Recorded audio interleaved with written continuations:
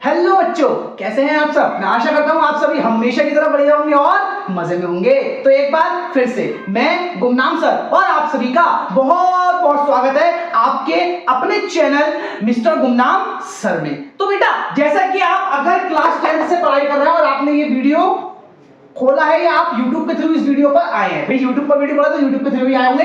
तो अगर आपने थंबनेल वगैरह देखकर आप इस वीडियो पर आए हैं तो सुन लीजिए मेरी बात। अपने चैनल पर क्लास 10 के लिए complete science, physics, chemistry, bio तीनों ही और 11th और 12th के लिए ओनली केमिस्ट्री विद डिटेल सिखाई जाती है, रटाई नहीं जाती, सिखाई जाती है। अगर आप सीखने वाले छात्रों तो आप यहां पर रुक जाओ, और अगर आप रटने वाले या थ्योरी वाले छात्रों ना तो अभी भाई वीडियो एडिट करके चले जाओ, आगे मत देखो। आपको नहीं तो लगेगा कि आपका समय यहां पर खराब हुआ है। और अगर सीखने वाले हो तो यार बहुत ही मजा आने वाला है और बिल्कुल ही हर चीज मक्खन हो जानी है। तो बेटा क्लास 10th का जैसा कि साइंस में केमिस्ट्री वाला पोर्शन चल रहा है और चैप्टर नंबर 1 चल रहा है रासायनिक अभिक्रियाएं एवं समीकरण। इसका वीडियो नंबर 3 है। 2 वीडियो इसके ऑलरेडी चैनल पर आ चुके हैं, नीचे डिस्क्रिप्शन पे टॉप पे आपको लिंक दे दिया जाएगा, वहां से जाकर आप इसकी पढ़ाई जरूर कीजिएगा। और जो भी यार इस साल क्लास 10 में बैठने वाला है ना, उसके लिए भाई बहुत ही बढ़िया चीज होने वाली है। कंप्लीट सिलेबस आपको विद डिटेल समझा के सिखाया जाएगा, जिससे आप साइंस में मास्टर बन सको, अच्छे से सीख सको। तो आज के जो हमारे टॉपिक्स है ना, वो है रासायनिक अभिक्रिया और एक टॉपिक और पढ़ेंगे रासायनिक समीकरण।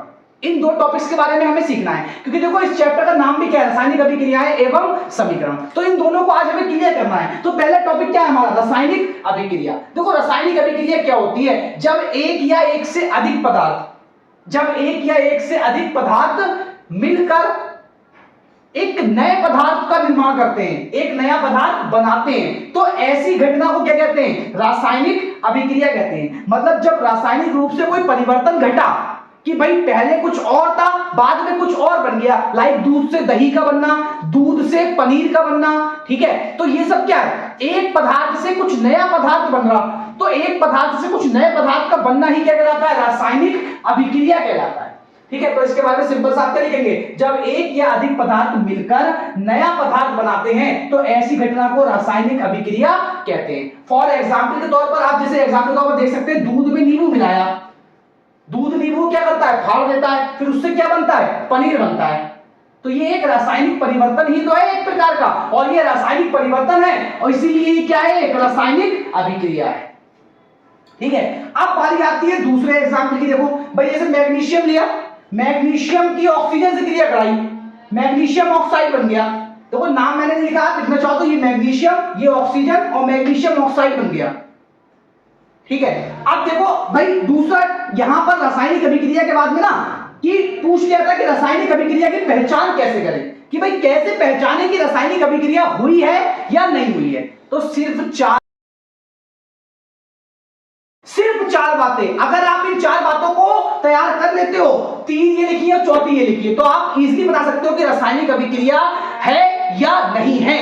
आप उसकी पहचान इन 4 से कर सकते हो। देखो पहली पहचान क्या है भाई, सिंपल सी पहली पहचान है, अवस्था में परिवर्तन द्वारा पहचाना जा सकता है। मतलब कहीं पर अगर अवस्था में कोई परिवर्तन हो जाए, इसका मतलब है वहां पर रासायनिक अभिक्रिया हुई है। फॉर एग्जाम्पल के तौर पर मैंने लिख रखा है मोम। मोम सबने देखा होगा भाई, मोमबत्ती होती है नहीं होती है, सपोज ये एक मोमबत्ती है, ठीक है, यूं करके होती है मोमबत्ती। अब मैंने इस मोमबत्ती में लगा दी फायर, अब ये जलने लगेगी। जब ये जलेगी तो ये पिघलती भी है, और जब ये पिघलेगी तो ये यूं कर बूंद बूंद कर गिरने लगेगी। और जब ये बूंद बूंद कर गिरने लगेगी तो मोम जो है वो जलता किसकी उपस्थिति में, ऑक्सीजन की उपस्थिति में। भाई दुनिया में कोई भी पदार्थ जब जलता है ना तो वो ऑक्सीजन की उपस्थिति में जलता है। ये बात तो आपने 6th 7th क्लास में पढ़ ली होगी। अगर ऑक्सीजन हटा दी जाए तो वहां से आग क्या करेगी, बुझ जाएगी, क्योंकि आग हमेशा ऑक्सीजन की उपस्थिति में ही जलती है। तो बेटा अब यहां पर मोमबत्ती क्या कर रही है भाई, मोम जैसे ही ऑक्सीजन के संपर्क में आया तो वो तब्दील हो गया किसमें, जल में और कार्बन डाइऑक्साइड में। देखो यहां पर जो ये मोम है, यहां पर जो ये मोम है ये होता है ठोस।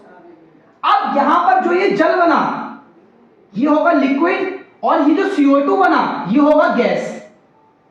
समझ रहे? अब क्या हुआ भाई, ठोस मोम पिघला ऑक्सीजन की उपस्थिति में जलकर, तो जल बना और कार्बन डाइऑक्साइड रिलीज हुई। कार्बन डाइऑक्साइड तो गैस है तो वो ऊपर चली जाएगी, हमें दिखेगी नहीं, लेकिन जल के रूप में नीचे मोम की बूंदें पिघली हुई हमें दिख जाएगी। ठीक है, तो ये आपका देखो पहला एग्जांपल हो गया, यहाँ पर अवस्था में परिवर्तन हुआ है तो अवस्था में परिवर्तन द्वारा पहचाना जा सकता है। दूसरा तरीका क्या है पहचानने का? दूसरा तरीका है ताप में परिवर्तन द्वारा पहचाना जा सकता है। मतलब कहीं पर अगर ताप में कोई चेंजेस हो जाए तो उससे हम पहचान सकते हैं कि हाँ रासायनिक अभिक्रिया हुई है। देखो कई बार क्या होता है ना, जब दो विलयनों को या दो पदार्थों को मिलाते हैं ना, तो जब उनसे मिलकर कोई नया पदार्थ बनता है तो हो सकता है उसका नेचर ठंडा हो तो वो ठंडा फील हो, या हो सकता है वो दोनों जब मिले जाए पदार्थ और कोई नया पदार्थ बना तो हो सकता है उसका नेचर कैसा हो, बहुत गर्म हो, जिसे छूते ही हम जल जाए एकदम से। ठीक है, तो क्या होता है जैसे इसके एग्जांपल के तौर पे देखो मैंने क्या लिया है, CaO कैल्शियम ऑक्साइड, चूना होता है, चूना कैल्शियम ऑक्साइड, देखे होंगे चूने के डेले आते हैं। तो जब कैल्शियम ऑक्साइड में H2O मिलाते हैं, H2O, ठीक है, तो जब कैल्शियम ऑक्साइड में H2O मिलाते हैं, देखो इसे बिना बुझा चूना भी बोलते हैं और इसे बुझा हुआ चूना बोलते हैं।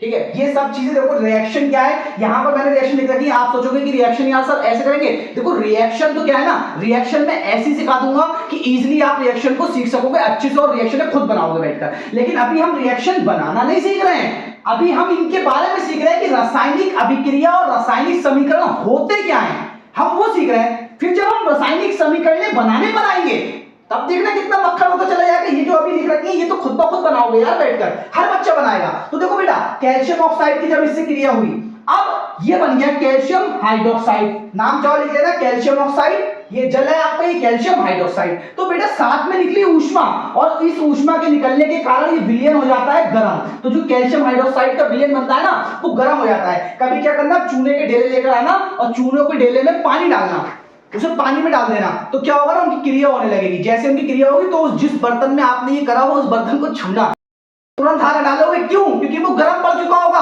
क्योंकि वहां से ऊष्मा निकल रही होगी। ठीक है, तो ये दूसरा तरीका हो गया। अब वहां ताप में परिवर्तन हुआ तो हमने बोल दिया कि हाँ भाई ये रासायनिक अभिक्रिया हुई है। अब तीसरा परिवर्तन क्या है कि रंग में परिवर्तन द्वारा पहचाना जा सकता है। मतलब पहले कुछ और रंग था, क्रिया करवाई या क्रिया हुई या कोई घटना घटी और रंग बदल गया। अगर रंग बदल गया इसका मतलब है कि रासायनिक अभिक्रिया हुई है, रासायनिक अभिक्रिया हुई है।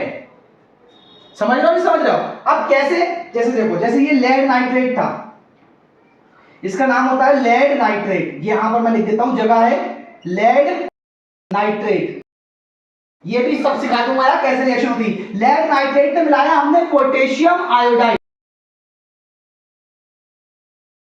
तो जैसे ही लेड नाइट्रेट में पोटेशियम आयोडाइड मिलाते हैं ना तो बनता है हमारा लेड आयोडाइड। इसको क्या बोलते हैं? Lead iodide.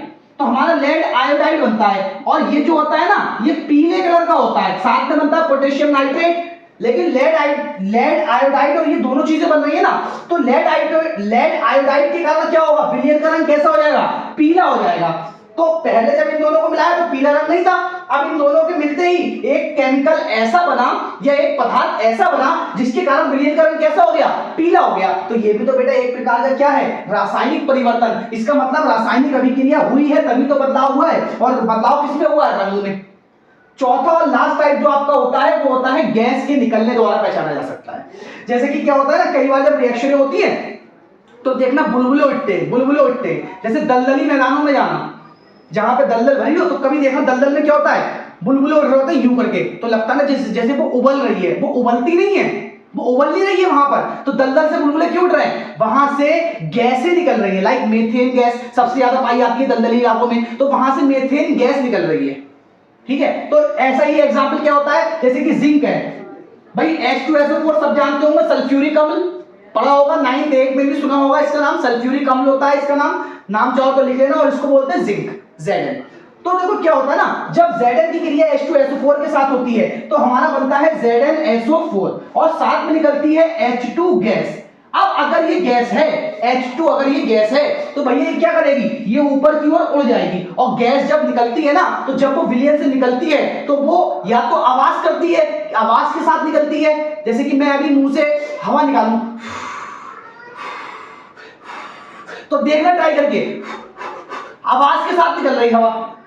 ठीक है, कुकर से सीटी निकलती है तो वहां पे क्या निकल रही होती है, जो अंदर वाष्प बनती है गैस के रूप में वो निकल रही होती है, तो वो भी कैसे निकलती है? आवाज के साथ निकलती है, आवाज करती हुई निकलती है। तो इस तरीके से जब हाइड्रोजन गैस यहां से निकलेगी तो या तो आवाज करती हुई गैस निकलती है या फिर बुलबुले उठते हुए दिखते हैं और गैस निकल जाती है। तो जब रिएक्शन हो रही होगी अगर बुलबुले उठने लगे इसका मतलब है वहां से गैस निकल रही है। ठीक है, या फिर आवाज सुनाई देगी आपको। तो ये होगा 4 तरीके रासायनिक अभिक्रिया को पहचानने के। अच्छा, ये रासायनिक अभिक्रिया हो गई, पहले मैं साइड में हूं, आप पहले इसका स्क्रीनशॉट ले लो और लिख लेना। अच्छा, दूसरा टॉपिक मैंने क्या बोला था, रासायनिक अभिक्रिया के साथ में मैंने बोला था हम पढ़ेंगे रासायनिक समीकरण, यही तो बोला था, रासायनिक समीकरण। अब देखो अभी रासायनिक समीकरण क्या होता है, अभी हमने रासायनिक अभिक्रिया पढ़ा है, मैं थोड़ा सा एक्सप्लेन आपको यही करूंगा, फिर बाद में लिख के तो दे दूंगा यार, वो तो हो ही जाएगा। देखो क्या होता है रासायनिक अभिक्रिया और रासायनिक समीकरण में क्या फर्क होता है भाई। रासायनिक अभिक्रिया का ये पूरा डाटा लिखा हुआ है आपके पास। रासायनिक समीकरण क्या होती है, जब कोई रासायनिक अभिक्रिया होती है तो रासायनिक अभिक्रिया में जो भी पदार्थ भाग लेता है उस पदार्थ को उसके सूत्रों के द्वारा लिखना, और जो नए पदार्थ बनते हैं, जो भी अभिक्रिया भाग लेते हैं, बनते हैं, या जो भी होता हो, जितने भी अभिक्रिया में रोल अदा करते हैं, उन सभी को उनके सूत्रों द्वारा लिखना रासायनिक समीकरण कहलाता है। जैसे कि ये वाला है, ये तो ये रासायनिक समीकरण नहीं है, ये रासायनिक समीकरण नहीं है। क्यों नहीं है, क्योंकि ये रासायनिक अभिक्रिया तो है, क्योंकि इसमें लिखा है दूध प्लस नींबू एरो पनीर, लेकिन इसे इसके सूत्रों द्वारा नहीं लिखा गया। अब जो ये सेकंड रिएक्शन है, ये वाली जो सेकंड रिएक्शन है, ये आपकी रासायनिक समीकरण है और ये आपकी रासायनिक अभिक्रिया भी है। ये रासायनिक समीकरण भी है और ये रासायनिक अभिक्रिया भी है। मतलब जो रासायनिक अभिक्रियाएं होती है ना, अगर उनको मैं हिंदी में लिखूं तो वो रासायनिक समीकरण नहीं कहलाएंगी, नहीं कहलाएंगी। क्यों नहीं कहलाएंगी, क्योंकि उन्हें उनके सूत्रों द्वारा नहीं लिखा गया। जब उनके सूत्रों द्वारा लिखेंगे तो वो कहलाएंगे रासायनिक समीकरण। अब यहां पर हमने देखो मैग्नीशियम, अगर मैं हिंदी में लिख देता इसे मैग्नीशियम प्लस में ऑक्सीजन, एरो का निशान मैग्नीशियम ऑक्साइड, यही तो लिखता, तो वो तो कहलाती क्या, रासायनिक अभिक्रिया कहलाती। लेकिन रासायनिक समीकरण कब कहलाएगी, जब उसके सूत्रों द्वारा लिख दिया जाए। अब यहां पे मैग्नीशियम का सूत्र Mg, ऑक्सीजन का सूत्र O2 और मैग्नीशियम ऑक्साइड का MgO, तो ये हो गई आपकी रासायनिक समीकरण। इस तरीके से देखो, ये रासायनिक समीकरण अगर मैं आपसे कहूं तो ये रासायनिक समीकरण होगी या नहीं होगी। अभी ये रासायनिक समीकरण नहीं है, लेकिन ये रासायनिक अभिक्रिया है। दूसरी वाली, क्या ये रासायनिक समीकरण होगी या नहीं होगी, तो ये रासायनिक समीकरण है, क्योंकि इसमें सूत्रों द्वारा ही लिखा गया है, और ये रासायनिक अभिक्रिया भी है। इस तरीके से ये भी रासायनिक समीकरण भी है और रासायनिक अभिक्रिया भी है, और ये भी रासायनिक समीकरण भी है और रासायनिक अभिक्रिया भी है। क्लियर हुआ इतना, समझे भाई। रासायनिक अभिक्रिया और रासायनिक समीकरण एक ही चीज होती है, बस इतना फर्क आया था, रासायनिक अभिक्रिया को हम कैसे भी लिख सकते हैं, बोलकर भी बता सकते हैं, लेकिन रासायनिक समीकरण को क्या करते हैं, उसमें सूत्रों का इस्तेमाल कराया जाता है, जो जिसका प्रतीक होता है, प्रतीकों के द्वारा लिखा जाता है, वो कहलाती है रासायनिक समीकरण। ये चीज रासायनिक समीकरण कहलाएगी, ठीक है। इस तरीके से लिखना। अब रासायनिक समीकरण को लिखने के नियम भी होते हैं, और एक टॉपिक और आता है संतुलित रासायनिक समीकरण। देखो वो भी यहीं पर समझ लो, अभी सब लिख दूंगा मैं आगे, टेंशन नहीं लेना है। संतुलित रासायनिक समीकरण क्या होती है, देखो जैसे कि अभी ये वाली रिएक्शन थी, देखो मैंने इसे पहले बैलेंस लिखा था। अगर जिन बच्चों को पहले लगा हो कि मैंने इसे सर ये गलत लिखी है, बैलेंस नहीं है, तो मैंने बैलेंस किया ही नहीं था, क्योंकि मुझे एक टॉपिक अभी आपको और पढ़ाना था, जो कि है संतुलित रासायनिक समीकरण। तो संतुलित रासायनिक समीकरण कैसे होती है, देखो संतुलित रासायनिक समीकरण जो होती है, जब लेफ्ट साइड और राइट साइड परमाणुओं की संख्या बराबर हो, उसको बोलते हैं संतुलित रासायनिक समीकरण। जैसे कि यहां पर देखो Mg एक है, यहां पर Mg एक है, यहां पर O कितने हैं, 2, लेकिन यहां पर O केवल एक है, तो ये असंतुलित है, संतुलित नहीं है। इसे संतुलित करने के लिए क्या करेंगे, इधर O को 2 बनाएंगे। जैसे ही इधर O को 2 बनाया तो Mg भी उसके साथ 2 हो गए, तो इधर Mg को 2 कर देंगे। अब देखो 2 Mg इधर है, 2 Mg इधर है, 2 O इधर है और 2 O इधर है। अब ये कहलाएगी संतुलित रासायनिक समीकरण। इस तरीके से ये वाली समीकरण देखो, ये भी मैंने संतुलित नहीं करी थी। इस समीकरण में देखो क्या होगा भाई, PbNO3 का होल ट्वाइस था, ठीक है, तो KNO3 बना, KNO3 बना, यहाँ पे NO3 2 थे तो NO3 को 2 कर दिया, तो K कितने हो गए, 2, तो मैंने K को भी 2 कर दिया। अब देखो I भी ऑटोमेटिकली 2 हो गए। अब ये बैलेंस है, कैसे बैलेंस है, देखो PB एक है, PB एक है, NO3 2 है तो NO3 2 है। अब K कितने हैं, 2, K यहाँ पर 2 है, H कितने हैं, सॉरी I कितने हैं, 2, I यहाँ पर 2 है। तो ये रासायनिक समीकरण संतुलित है, ठीक है। तो पहले आप इसके बारे में जो भी आपको नोट करना है नोट करो, फिर मैं आपको आगे इसके बारे में, अब जो मैंने टॉपिक अभी आपको समझाए हैं, जैसे कि रासायनिक समीकरण के बारे में, और दूसरा संतुलित रासायनिक समीकरण और रासायनिक समीकरण लिखने के नियम, ये बताता हूं। फटाफट से पहले आप इसे नोट कर लो।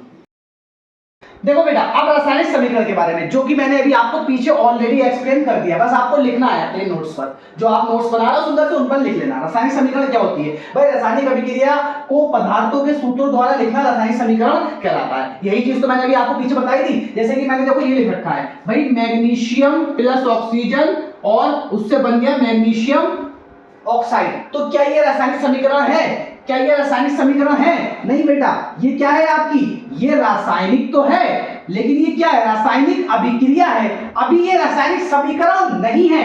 क्यों नहीं है? क्योंकि मैंने इसे अभी सूत्रों द्वारा लिखा नहीं। तो देखो मैंने याद करके इसी चीज को सूत्रों द्वारा लिख दिया। मैग्नीशियम के लिए Mg, ऑक्सीजन के लिए O2 और मैग्नीशियम ऑक्साइड के लिए MgO। तो ये जो बेटा आपकी बनी है, ये क्या कहलाती है? ये कहलाती है आपकी रासायनिक समीकरण, क्योंकि इसमें सूत्रों द्वारा लिखा गया है।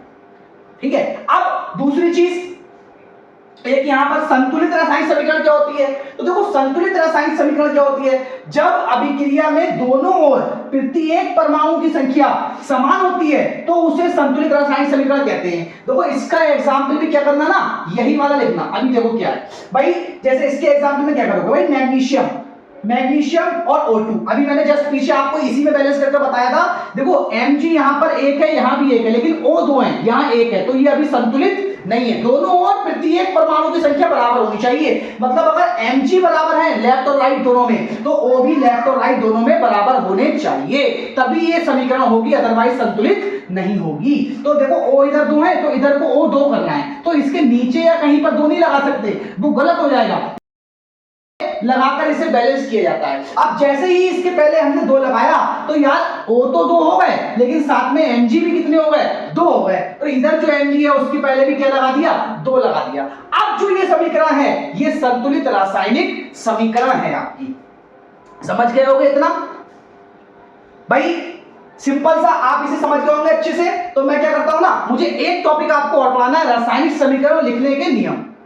तो कई सारे टॉपिक्स आज हमने सीखे हैं, हमने अच्छे से रासायनिक अभिक्रिया और रासायनिक समीकरण के बारे में सीख लिया है। अब इस चैप्टर को हम धीरे धीरे करके पढ़ना स्टार्ट कर देंगे कि रासायनिक अभिक्रिया कितने प्रकार की होती हैं, उन्हें कैसे किया जाता है, हर चीज सीखेंगे। ठीक है, बस यार सुंदर से नोट्स ऐसे ही बनाते रहो। वीडियो अगर अच्छा लग रहा है तो यार एक लाइक करके मुझे जरूर बताना, जिससे मुझे पता चल सके कि आपको समझ में आया है। और इस वीडियो को उन साथियों के साथ शेयर करना जो किसी कारणवश भाई फाइनेंशियल प्रॉब्लम के वजह से वो कहीं पर कोचिंग वगैरह पढ़ने में असमर्थ है, कोचिंग वगैरह ज्वाइन नहीं कर सकते, तो उन्हें यार यहाँ पर लेकर आओ। जिससे मैं यही तो चाहता हूँ, मैं उन्हीं लोगों के लिए तो यहाँ पर खड़ा हूँ यार, जो समय रहते बिना कोचिंग वगैरह में समय खराब किए अपना चंद घर पर बैठे बैठे बस अपने मोबाइल का सही यूज कर और केमिस्ट्री में चैंपियन बन सके। और क्लास 10th के लिए तो यार फिजिक्स, केमिस्ट्री, बायो तीनों सब्जेक्ट में आपके ऐसे करा दूंगा कि आप जिंदगी भर नहीं भूलोगे चीजों को। ठीक है, तो पहले आप इसे नोट कर लो, फिर मैं आपको आगे लेकर चलता हूँ।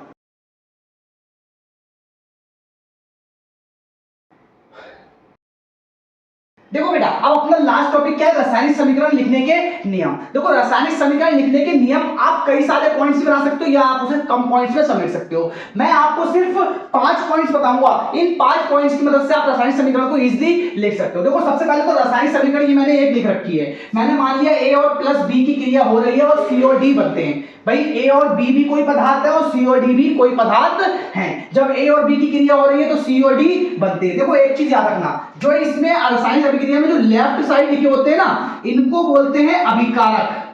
अभिकारक। और चाहो तो नोट करके लिख सकते हो, वे पदार्थ जो रासायनिक अभिक्रिया में भाग लेते हैं वो कहलाते हैं अभिकारक। देखो नोट करके लिख लेना, वे पदार्थ जो रासायनिक अभिक्रिया में भाग लेते हैं अभिकारक कहलाते हैं। और जो इधर आगे जाकर बनते हैं ना, जो नए पदार्थ बनते हैं उनको कहा जाता है उत्पाद। ठीक है, जो नया पदार्थ बनता है उसको बोलते हैं उत्पाद। तो इसके बारे में लिख सकते हो नोट करके, वे रासायनिक पदार्थ जो अभिक्रिया में बनते हैं, या वे रासायनिक पदार्थ जो अभिक्रिया में नए बनते हैं, या वे रासायनिक पदार्थ जो अभिक्रिया में प्राप्त होते हैं, तो वो क्या कहलाते हैं, उत्पाद कहलाते हैं। ठीक है, ऐसा करेंगे ना। और इसको अभिकारक को इन इंग्लिश बोलते हैं रिएक्टेंट और उत्पाद को बोलते हैं प्रोडक्ट। तो इसे R से लिख दिया जाता है और इसे P से लिख लिया जाता है, रिएक्टेंट और प्रोडक्ट। अब देखो नियम पर आते हैं। भाई देखो पहला नियम क्या है, किन्हीं दो या दो से अधिक उत्पादों या अभिकारकों के बीच प्लस का चिन्ह लगाते हैं। देखो जैसे यहाँ पर एक अभिकारक होता तो मैं कोई चिन्ह नहीं लगाता। अब इस अभिक्रिया में दो अभिकारक आ गए A और B, तो दोनों के बीच में प्लस का निशान लगा दिया, जिससे पता चल सके कि A अलग है और B अलग है। और इस प्लस का ही मतलब है कि A और B की क्रिया हो रही है। ठीक है, दूसरा पॉइंट क्या है, अभिकारक व उत्पाद के सूत्र ज्ञात होने चाहिए। अभिकारक व उत्पाद के सूत्र ज्ञात होना चाहिए। भाई मैंने अभी यहां पर लिख दिया AB, अब जो सा अभिकारक होगा उसका सूत्र हमें पता होना चाहिए। जैसे कि वही वाली अभिक्रिया अभी आपसे बोला गया था ना, मैग्नीशियम प्लस में ऑक्सीजन, एरो का निशान मैग्नीशियम ऑक्साइड बनता है, ठीक है। तो बैलेंस करने के लिए आप 2 लगा दीजिए।